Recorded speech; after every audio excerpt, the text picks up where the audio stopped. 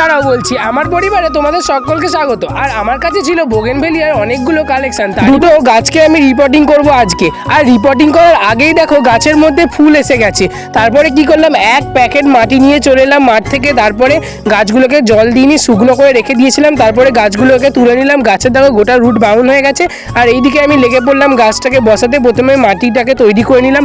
আমার কাছে যেহেতু সার ছিল না, ওই জন্য নিমখোল আর সর্ষে খোল আর একটুখানি ফাঙ্গিসাইড দিয়ে মাটিটাকে রেডি করে টবের নিচে কয়েকটা নুড়ি পাথর দিয়ে তারপরে শুকনো পাতা দিলাম। তারপরে এইদিকে ছিল আমার কাছে ঘুটেগুলোকে গুঁড়ো করে দিয়ে দিলাম গোবর সার হিসাবে। তারপরে গাছটাকে ভালো করে শিকড়গুলো ছাড়িয়ে নিয়ে বসিয়ে নিলাম। প্রথম গাছ আমাদের বসানো কমপ্লিট হয়ে গেছে, এখনো একটা বাকি। এই যে হচ্ছে সেই গাছটিকে আমরা প্রথমে ভালো করে খুলে নিলাম, টব থেকে আলাদা করে নিলাম। তারপরে এইদিকে আমি নুড়ি পাথর দিয়ে একই রকম প্রসেসিংয়ে গাছটাকে বসিয়ে দিলাম। আর এটাই হচ্ছে সেই ভাইরাল আমার গাছটি, যেই গাছটির দামটা শুনে আমার মাথাটা ঘুরে গেছিলো। আর সেই ভিডিওতে তোমরা অনেক ভালোবাসা দিয়েছিলে। তারপর এখানে ফাঙ্গিসাইডগুলো জল দিয়ে দিলাম গাছ দুটোতে।